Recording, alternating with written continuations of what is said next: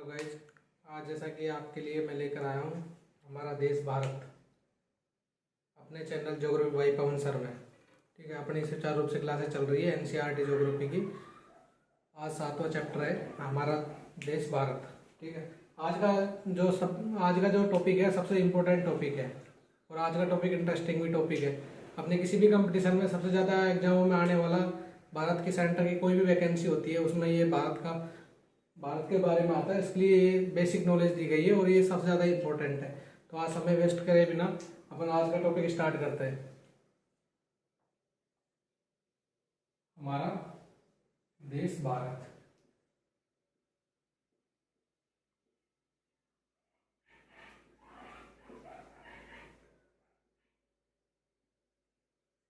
हमारा देश भारत, जैसा कि मैंने पहले से ये मैप बनाया हुआ है आपके लिए कि समय ज़्यादा नहीं वेस्ट हो, इसलिए तो भारत के बारे में बताया गया है। भारत एशिया महाद्वीप का सबसे पहले तो अक्षांश देशांतर के बारे में ये अपनी पृथ्वी है। ठीक है, पृथ्वी है, ये कर्क रेखा, इधर से भूमध्य रेखा निकलती है जो विषुवत रेखा है, इधर से कर्क रेखा निकलती है और इधर से मकर रेखा। अपने जो इंडिया का है देशांतर और अक्षांश में बात करते हैं, जब अक्षांश रेखा ये कर्क अक्षांश रेखा है, कर्क रेखा भी उसी प्रकार जो अपना इंडिया है 23 3 8 4 से 37 6।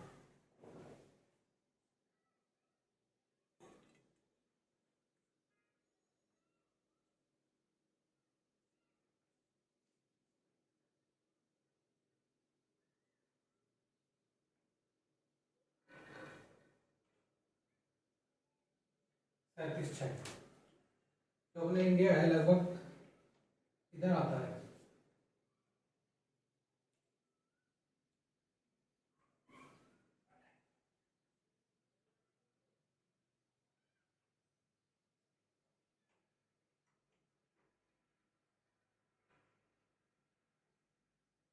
इंडिया अपना लगभग यहाँ पे आता है। जो कर्क रेखा है लगभग अपने सीधी रेखा निकलती है गुजरात के कच्छ से और अरुणाचल प्रदेश राज्य के। तो अपन भारत के बारे में बात करेंगे। भारत देश उत्तरी गोलार्ध में आता है। गोलार्धों के रूप में बात करें तो ये अपना उत्तरी गोलार्ध में आता है। ठीक है, और उत्तरी पूर्वी गोलार्ध में आता है। नीचे से देखेंगे अक्षांश में 8 डिग्री 4 मिनट से 37 डिग्री 6 मिनट उत्तरी अक्षांश। ठीक है, उत्तरी अक्षांश।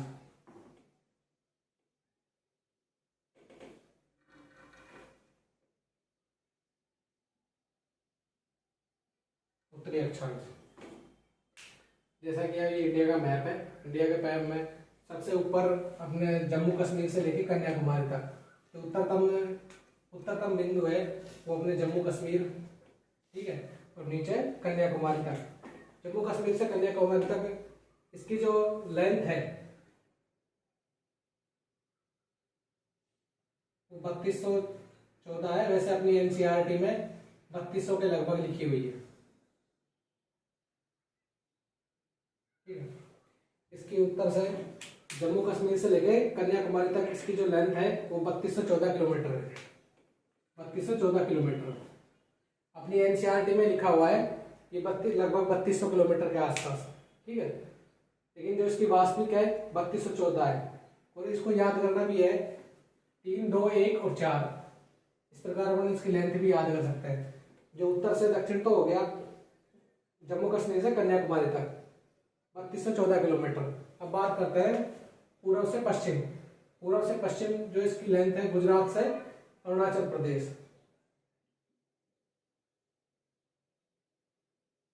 गुजरात से अरुणाचल प्रदेश इसकी जो लेंथ है वो 2933 किलोमीटर है। 2933 किलोमीटर।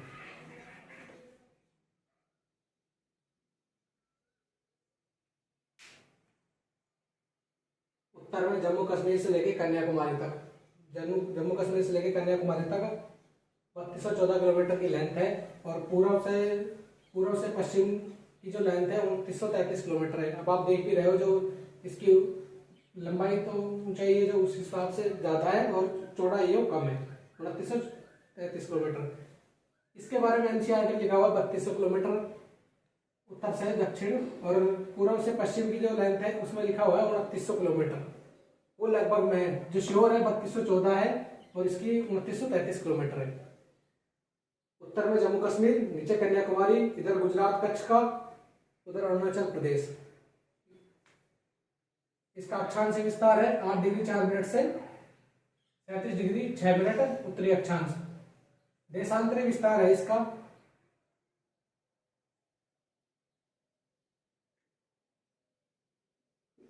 अक्षांश विस्तार 8 डिग्री 4 मिनट 37 डिग्री 6 मिनट। ठीक है।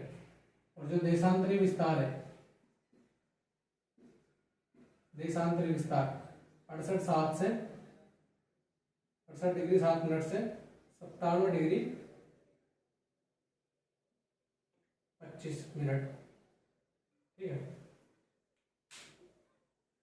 अक्षांश विस्तार तो हो गया 8 डिग्री 4 मिनट से 37 डिग्री 6 मिनट उत्तरी अक्षांश। और जो देशांतर विस्तार है 68 से 57 डिग्री 25 मिनट। ठीक है। तो इसकी जो अपन देख सकते हैं देशांतरी विस्तार 68 से 57 डिग्री 25 मिनट, ये अपने गुजरात के कच्छ से अरुणाचल प्रदेश का है। इसकी जो लेंथ है 3214 किलोमीटर है, इसकी जो चौड़ाई है 2933 किलोमीटर है। अब बात करते हैं अक्षांश विस्तार के हिसाब से हमने बात कर ली। अब बात करते हैं कि उसके उत्तर में जम्मू कश्मीर है, नीचे कन्याकुमारी है, पूर्व में अरुणाचल प्रदेश है और पश्चिम में कच्छ है। अब इसके देशांतर के बारे में बताया गया है, एनसीईआरटी में लिखा हुआ है, जो गुजरात के कच्छ से लेकर अरुणाचल प्रदेश में देशांतरी विस्तार में लगभग 30 डिग्री का डिफरेंस आ रहा है। ठीक है, लगभग 30 डिग्री का। अपने 30 डिग्री का मैं लगभग में बता रहा हूं जिससे कि आपको निकालने में आसानी रहेगी। 30 डिग्री लगभग, 30 डिग्री लगभग। मैंने पिछले चैप्टर में बताया था कि 15 डिग्री देशांतरी विस्तार में अपनी पृथ्वी घूमती है जब 1 घंटा का टाइम लेती है। तो उसी प्रकार 30 डिग्री मतलब सूर्योदय यहाँ सबसे पहले सूर्योदय अरुणाचल प्रदेश में होता है, और सूर्यास्त सबसे पहले सूर्यास्त होता है कच्छ में। ठीक है, सबसे जो अंतिम सूर्यास्त होता है कच्छ में होता है, और जो सूर्योदय होता है सबसे पहले सूर्योदय अरुणाचल प्रदेश में, सूर्यास्त भी सबसे पहले अरुणाचल प्रदेश में ही होगा। जो सूर्योदय सबसे अंतिम में होगा और सूर्यास्त भी सबसे लेट होगा गुजरात कच्छ में। अब तो आपको ये पता लग गया होगा कि इसमें लगभग 30 डिग्री का डिफरेंस है 5.5 घंटे का। ठीक है, 1 डिग्री देशांतर को पार करने में 4 मिनट का समय लगता है।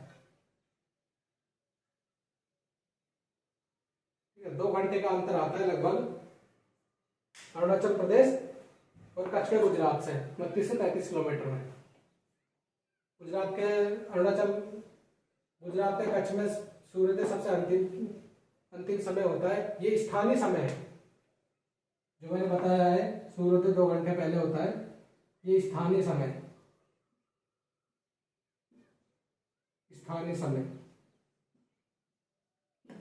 इस प्रकार ऐसे कई एग्जाम में, कंपटीशन में, एग्जाम में क्वेश्चन भी आता रहता है। जैसे अगर कोई क्वेश्चन आ गया कि अगर अरुणाचल प्रदेश में 6 बजे हुए हैं तो कच्छ गुजरात में कितने बजेंगे। अब इसको पहले तो ये है कि प्रश्न सुनना सीखो। अगर प्रश्न अच्छे से सुनोगे तो उसका आंसर भी आप अच्छे से बता पाओगे। अपनी जो 82.5 डिग्री जो 12 के उत्तर माना गया है, 82.5 डिग्री। ठीक है, 82.5 डिग्री माना गया है, माना क्या उत्तर। ठीक है, ये इलाहाबाद से नैनी से होके श्रीलंका के पास है। ये टाइम जोन है अपना इंडिया का। तो टाइम जोन है जो अपने घड़ी का टाइम बताता है, वो इसी के आधार पे बताता है। और पूरे इंडिया में एक ही टाइम जोन है 82.5 डिग्री का। अगर यहाँ पे भी 6 बजे है तो यहाँ पे भी 6 बजेंगे। अगर ये क्वेश्चन आवे कि स्थानीय समय क्या है तो वहां पे 2 घंटे का डिफरेंस आ जाएगा। और घड़ी का समय पूछेंगे कितने बजे है, स्थानीय समय नहीं पूछे तो उतने ही बजेंगे जितने यहाँ पे बजेंगे, क्योंकि अपना टाइम जोन एक ही है। इंडिया का 82.5 डिग्री, 2 घंटे का डिफरेंस है इसलिए। अब इंडिया के बारे में जो प्राकृतिक, इसमें ये इसकी सीमा इधर तो लगती है अरब सागर से, अरब सागर, ठीक है, और इधर लगती है बंगाल की खाड़ी।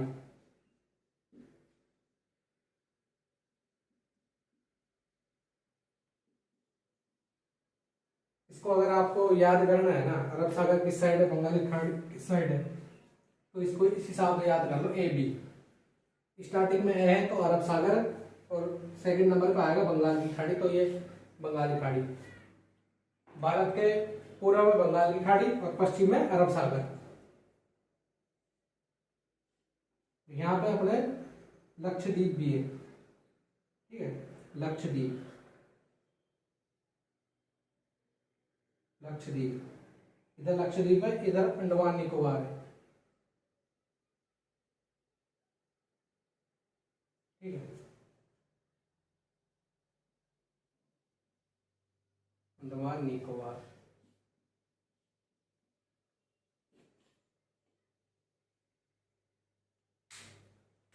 और दक्षिण में हिंद महासागर।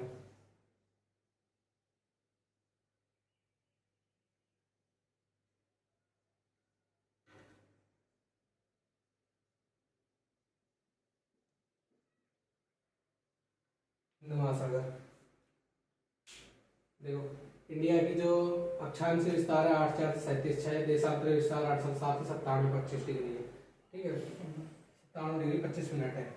8,437,6 और 8,797,97,25। उत्तर में जम्मू कश्मीर, दक्षिण में कन्याकुमारी, पश्चिम में गुजरात का कच्छ और पूर्व में अरुणाचल प्रदेश। इनकी लंबाई हो गई, लेंथ 3214, इधर हो गई पूर्व से पश्चिम 2933 किलोमीटर। सॉरी, भारत के पश्चिम में अरब सागर और पूर्व में बंगाल की खाड़ी। यहाँ पे अपने द्वीप है लक्षद्वीप और अंडमान निकोबार। लक्षद्वीप को कई बार बच्चों को ये कोई कंफ्यूजन रहता है कि सर लक्षद्वीप किधर है और अंडमान निकोबार द्वीप समूह कहाँ पे है, तो उसका ये है कि अरब सागर अपने ऐसे स्टार्ट हो रहा है और ऐसे स्टार्ट होने वाला अंडमान निकोबार द्वीप है, तो अरब सागर इस साइड है तो अंडमान निकोबार विपरीत साइड होगा, इनका कॉम्बिनेशन नहीं बैठेगा, ये अलग साइड होगा। तो इस हिसाब से भी आप याद कर सकते हो। देखो इनकी ट्रिक वगैरह तो याद करना मत, ये चीज समझने की है, आप एक बार समझ लोगे और रूटीन में आ जाएगा तो फिर इनको भूलने वाले नहीं है। लक्षद्वीप और उधर अंडमान निकोबार, नीचे दक्षिण में हिंद महासागर। अब बात करते हैं प्रशासनिक, इंडिया के बारे में यही लिखा हुआ है। एक मैं आपको बताता हूँ कर्क रेखा के,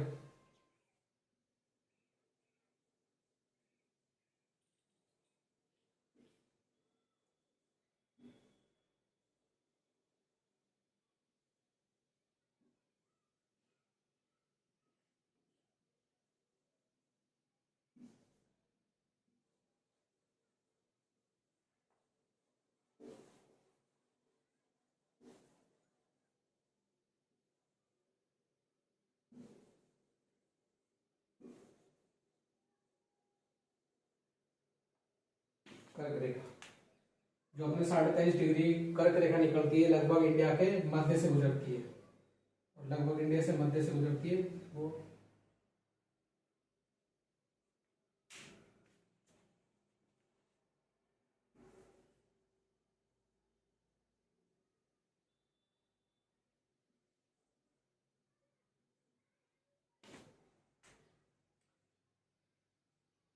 यहाँ से गुजरती है, ठीक है।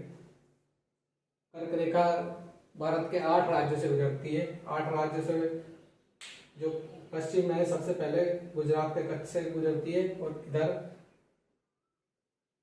इधर 8 राज्यों से गुजरती है, ठीक है, 8 राज्यों से गुजरती है। कर्क रेखा लगभग मध्य से गुजरती है, इसलिए या तो ये तो अपना जो दक्षिणी एरिया है ये तो उष्ण कटिबंध में आ जाएगा, उष्ण कटिबंध में आ जाएगा, ये फिर शीतोष्ण में आ जाएगा। कटिबंध के बारे में बता दिया मैंने आपको। ये उष्ण कटिबंध में आ जाएगा, ये शीतोष्ण कटिबंध में आ जाएगा। कर्क रेखा लगभग भारत के मध्य से गुजरती है और ये 8 राज्यों से गुजरती है।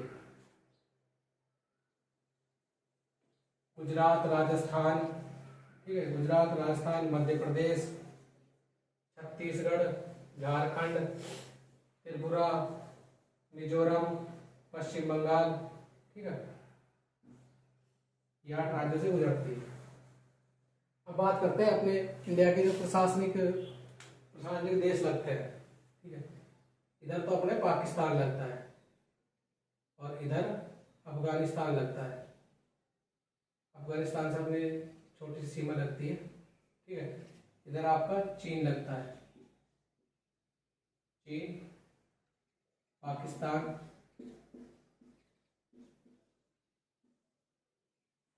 ये हो गया अफगानिस्तान,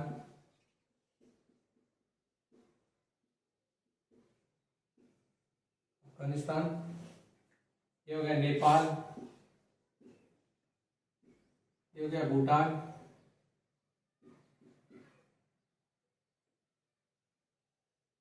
इधर है म्यांमार, ठीक है, इधर है बांग्लादेश,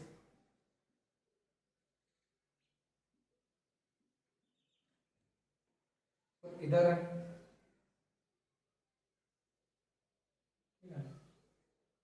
इधर है श्रीलंका, श्रीलंका, और आपका यहाँ पे मालदीव है।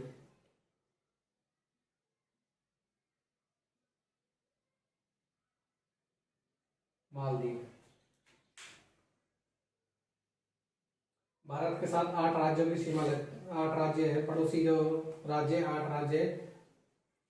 जो भारत के पश्चिम में सीमा लगती है पाकिस्तान की, उत्तर में छोटी सीमा लगती है अफगानिस्तान की, इधर चीन की लगती है, नेपाल की, भूटान की, म्यांमार की, बांग्लादेश की, और श्रीलंका के साथ जलीय सीमा लगती है, और मालदीव के साथ भी जलीय सीमा लगती है, ठीक है। तो स्थलीय सीमा लगने वाले देश हो गए तो बांग्लादेश, म्यांमार, भूटान, नेपाल, चीन, पाकिस्तान, अफगानिस्तान।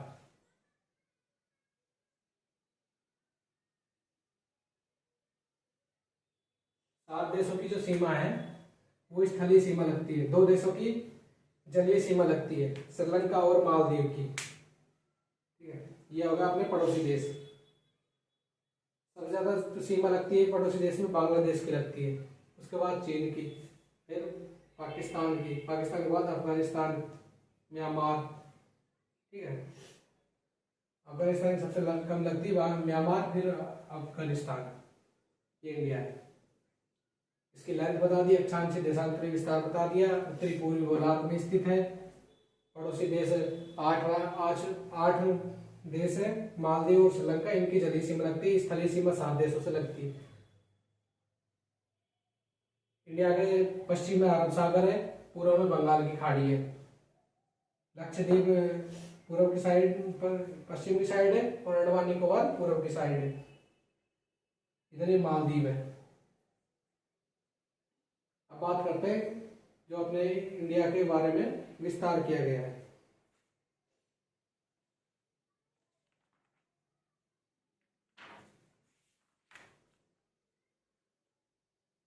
राजनीतिक और प्रशासनिक भौतिक के आधार पर बात करते हैं।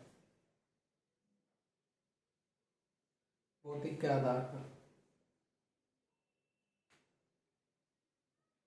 भौतिक विभाग, जो भारत को भौतिक विभागों में 5 भौतिक विभागों में बांटा गया है। जैसे इस प्रकार ये आ गया अपना, ये अपना हिमालय, ठीक है, जो पर्वतीय मैदान है, ये अपना थार का मरुस्थल, ठीक है, ये मैदानी क्षेत्र, ये तटीय क्षेत्र है, ये प्रायद्वीपीय क्षेत्र है, ठीक है।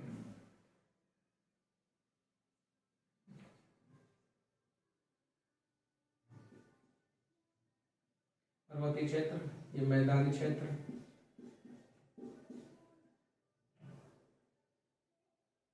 ये मरुस्थल, ये प्रायद्वीपीय पठार,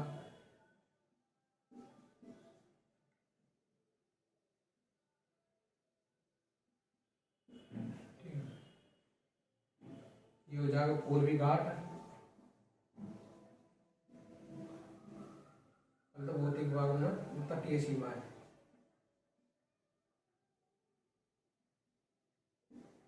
तटीय सीमा, ये तटीय भूभाग है। पहला पर्वतीय, जो उत्तरतम है अपने भारत के, जो उत्तरतम जो समुद्री के रूप में जाना गया है, जो इंडिया में हिमालय, ठीक है, हिमालय अपने उत्तरतम में पर्वतीय क्षेत्र में फैला हुआ है, जो जम्मू कश्मीर से लेकर अरुणाचल प्रदेश तक है, ठीक है। तो उसको ये मैप में इस प्रकार जम्मू कश्मीर, उत्तराखंड, ठीक है, उत्तराखंड से होता है सिक्किम, अरुणाचल प्रदेश, असम, इधर से होता हुआ ये पर्वतीय क्षेत्र है। उसके बाद जो पर्वतीय क्षेत्रों का दक्षिण में मैदानी क्षेत्र है, क्योंकि नदियां हिमालय से निकलती है तो मैदान के रूप में बहाव क्षेत्र आता है, यहाँ पे बहाव करती है, ठीक है, ये मैदानों का रूप धारण कर देती है विक्षेपण से। इधर जो राजस्थान में मरुस्थल क्षेत्र पाया गया है, थार का मरुस्थल, और जो भारत के प्रायद्वीपीय पठार है और इसके ये तटीय सीमा है, ये समुद्र है तो इसी की तटीय सीमा है। प्रायद्वीपीय पठार इसलिए कहा गया, इसके तीनों ओर जल है। प्रायद्वीपीय पठार का अर्थ है जिसके तीनों ओर से जल हो। इसके इस साइड भी जल है, बंगाल की खाड़ी, इस साइड अरब सागर, और दक्षिण में हिंद महासागर। ये इंडिया के बारे में प्रायद्वीपीय पठार, मैदानी, पर्वतीय, मरुस्थलीय, तटीय सीमा। हिमालय के बारे में बताया गया, हिमालय 3 है। हिमालय का जो विभाजन किया गया है, पहला में पर्वतीय क्षेत्र, दूसरा है मैदानी क्षेत्र। ये भौतिक क्षेत्र में बांटा गया है, उनका बारे में बता रहा हूं मैं। जो तीसरा है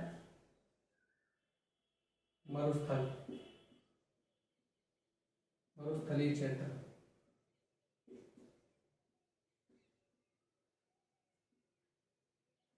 और चौथा है प्रायद्वीपीय क्षेत्र।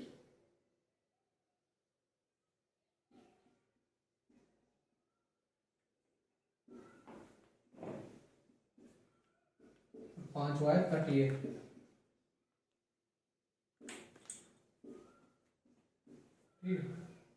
तो भारत का विभाजन किया गया भौतिक रूप से, प्रशासनिक रूप से मैं बता दिया, जो 8 राज्य पड़ोसी राज्य है, ठीक है।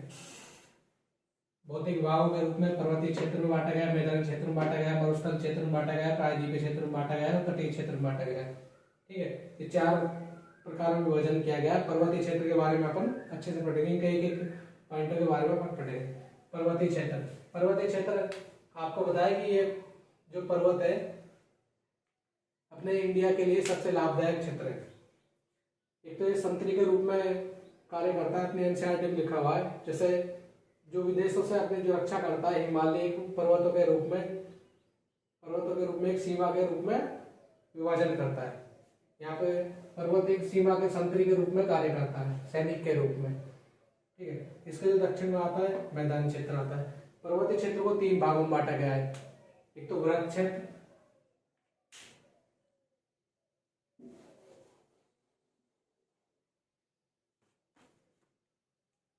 मैदानी क्षेत्र को 3 भागों में बांटा गया है।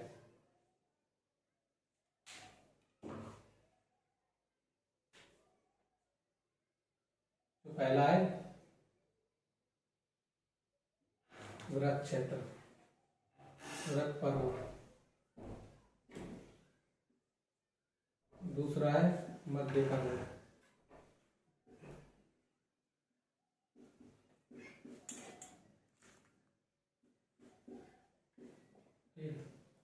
और तीसरा है शिवालिक।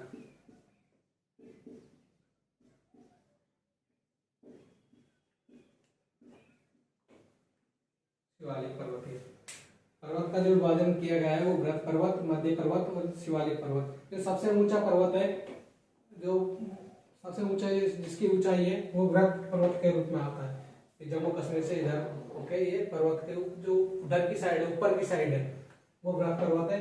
जो मध्य में है, इससे कम ऊंचा है, वो मध्य पर्वत है। और जो इन तीन दोनों से नीचा है, शिवालिक पर्वत ही है। वृहद पर्वत, मध्य पर्वत और शिवालिक पर्वत, इतना ही बताया गया है एनसीईआरटी में अपने। अब बात करते हैं मैदानी भागों के बारे में।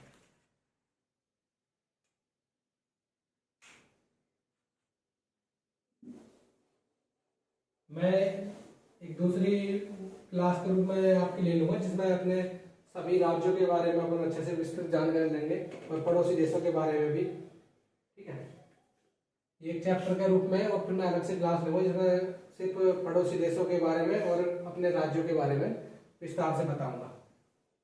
अभी जो अपने एनसीईआरटी में लिखा हुआ है मैं वो बता रहा हूँ, सिर्फ एनसीईआरटी कक्षा 6 की उसी के अनुसार बता रहा हूँ आपको। मैदानी क्षेत्र, दूसरा आता है मैदानी क्षेत्र। मैदानी क्षेत्र, पहला पर्वतीय क्षेत्र, दूसरा मैदानी क्षेत्र। मैदानी क्षेत्र के रूप में यहाँ पे जो पर्वतों से नदियां निकलती है, हिम जो पर्वत है ये हिमालय अपना इस आकार के है लगभग। ठीक है, हिमालय ये हिम का अर्थ बताया गया है, हिमालय का हिम प्लस आल्य। हिम मतलब बर्फ, बर्फ का घर। हिमालय का अर्थ बताया गया है बर्फ का घर, क्योंकि सबसे ज्यादा बर्फ का घर, और हिमाद्री भी बोला गया है, हिमाद्री। हिमालय को हिमाद्री बोला गया है। ठीक है, तो यहाँ पे हिमालय के रूप में बर्फ जमी रहती है। तो जब बर्फ जमी रहती है तो यहाँ पे नदियों के रूप में निकलती है। नदियों के रूप में निकलती है तो यहाँ पे मैदान क्षेत्र से गुजरती है, और यहाँ पे जल की उपजाऊता के कारण, जल की मात्रा उपलब्धता होने के कारण पृथ्वी जो अपने भूमंडल है वहां में मृदा में उपजाऊता आ जाती है। इससे मैदान क्षेत्र कृषि के लिए सबसे उपयोगी है, और सबसे ज्यादा जनसंख्या निवास करती है मैदानी क्षेत्रों में ही, मैदानी क्षेत्रों में निवास करती है। ठीक है, और जो सबसे बड़ा जो डेल्टा के रूप में है वो सुंदरवन डेल्टा है। विश्व का जो सबसे बड़ा डेल्टा है सुंदरवन डेल्टा, वो यहाँ पे है। ठीक है, सुंदरवन डेल्टा, यहाँ से अपनी गंगा का, यहाँ से गंगा बहती है और यहाँ से ये ब्रह्मपुत्र आती है इधर से। ठीक है, दोनों के संगम से गंगा और ब्रह्मपुत्र जो ये दोनों नदी है जो अपने साथ भाव में महीन मिट्टी लेकर आती है, इससे महीन जिसे बेसिन बोलते हैं, जो समुद्र के पास जो ये निक्षेप के रूप में छोड़ती है, उसी से डेल्टा का निर्माण होता है। और विश्व का सबसे बड़ा डेल्टा सुंदरवन डेल्टा ही है, और ये सुंदरवन डेल्टा की आकृति त्रिभुज के आकार की है। सुंदरवन डेल्टा आकृति त्रिभुज के आकार की। ठीक है, विश्व का सबसे बड़ा डेल्टा है सुंदरवन डेल्टा। मैदानी क्षेत्र में इतना ही। मरुस्थलीय क्षेत्र, मरुस्थल अपने भारत के पश्चिमी क्षेत्र में आता है, राजस्थान, गुजरात, हरियाणा, यहाँ पे विस्तार है इसका मरुस्थल में। इस मरुस्थल को भारत में थार का मरुस्थल नाम दिया गया है, ग्रेट डेजर्ट के नाम से। उसके बाद यहाँ पे आती है विंध्याचल पर्वत। ठीक है, यहाँ पे विंध्याचल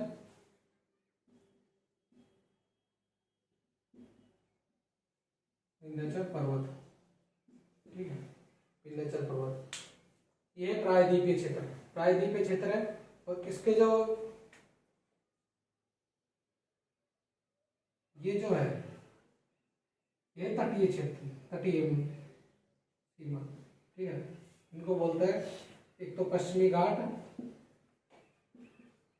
और ये हो गया पूर्वी घाट। पूर्वी घाट और पश्चिमी घाट, इधर हो गया पूर्वी घाट और इधर आएगा पश्चिमी घाट। ये जो अपना पूर्वी घाट है ये कटा पटा है, ये अपने इंडिया का है जो कटा पटा हुआ है, और यहाँ पे सब जगह बंदरगाह पोर्ट बने हुए हैं, बंदरगाह बने हुए हैं, प्राकृतिक बंदरगाह है, ठीक है। और ये प्रायद्वीप पठार है, प्रायद्वीप पठार में ये विंध्याचल पर्वत है, विंध्याचल पर्वत के बाद यहाँ पे सतपुड़ा है, सतपुड़ा, और यहाँ पे नीलगिरी है, नीलगिरी, ये पर्वतमाला में दर्शाई गई है, ठीक है। इधर सतपुड़ा, इससे ऊपर विंध्याचल पर्वत और नीचे नीचे नीलगिरी। ये जो पहाड़ियां हैं जिनके बारे में बताए गए पर्वत है, विंध्याचल पर्वत, सतपुड़ा, नीलगिरी, ये ज्यादातर कंपटीशन एग्जाम में आते रहते हैं और इनके बारे में जानकर रखनी जरूरी है। ये 6th क्लास के क्वेश्चन सब्जेक्ट पे उठ जाते हैं। और ये मरुस्थल जिसे ग्रेट डेजर्ट के नाम से जानते हैं, ग्रेट डेजर्ट, ठीक है। भारत का महान मरुस्थल,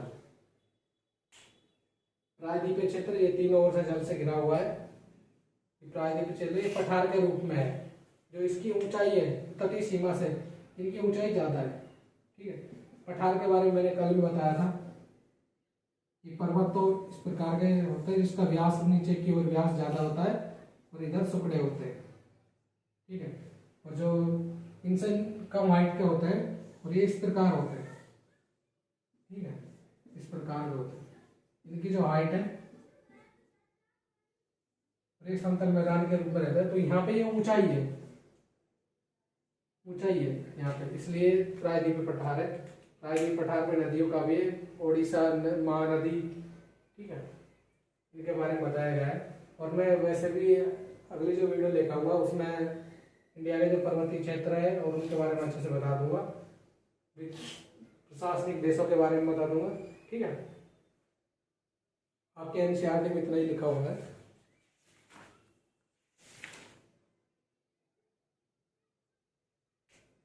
ये और देख लो है, ठीक है। ये तो है द्वीप, इसके जिसके चारों ओर जल है, ठीक है। ये तो हो गया आपका द्वीप, ये प्रायद्वीप, ठीक है, इसके तीनों ओर जल है, ठीक है। इसकी जो आकृति त्रिभुज के आकार की है। इसके उत्तर में पर्वतीय मैदान, पर्वतीय मैदान है, पर्वतीय क्षेत्र, ये फिर मैदानी क्षेत्र आ जाता है, मरुस्थल, प्रायद्वीपीय पठार, ये तटीय क्षेत्र है, ठीक है। और मुझे लगता है आज समझ में आ गया होगा आपको अच्छे से इंडिया के बारे में। और जो अगली जो वीडियो का जो पार्ट होगा उसमें अपन हर एक स्टेट के बारे में बताएंगे, हर एक स्टेट को नामांकित कर देंगे और वहाँ पे अच्छे से आपको समझ में आ जाएगा दर्शा के। और इस पे तो इतना ही दर्शाया जा सकता है विदेशों के बारे में, आज इतना ही, ठीक है। ज़्यादा फिर आपको ये एक बार प्रशासनिक के रूप में अच्छे से समझ लेना। जो देश लगते हैं अपने पड़ोसी देश लगते हैं, 8 पड़ोसी राज्य हैं, जिसमें से 7 पड़ोसी राज्यों की स्थलीय सीमा लगती है, ठीक है। और इसकी जलीय सीमा लगती है श्रीलंका की, मालदीव की, इनकी जलीय सीमा लगती है। और यहाँ जो 7 राज्य है पूर्वी की साइड, इन्हें 7 सिस्टर, 7 बहनें बोला गया है, 7 बहनें के नाम से जाना जाती है, ठीक है। असम, अरुणाचल प्रदेश, नागालैंड, त्रिपुरा, मिजोरम, ठीक है, इनके रूप में 7 सिस्टर के रूप में। ये कच्छ का है, यहाँ पे तमिलनाडु, फिर केरल, ठीक है, महाराष्ट्र, ये वो अपन स्टेट के वाइज बता देंगे। आज का चैप्टर इतना ही है, आपके एनसीईआरटी में इतना ही दिया हुआ है, ठीक है। अब कोई बिंदु में अगर कोई अच्छे समझ में नहीं आया हो तो आप मुझे बता देना, कमेंट बॉक्स में कर देना, जिससे मैं आपको एक्सप्लेन करके आगे से बता दूंगा। और लाइक और सब्सक्राइब जरूर कर देना। Thank you.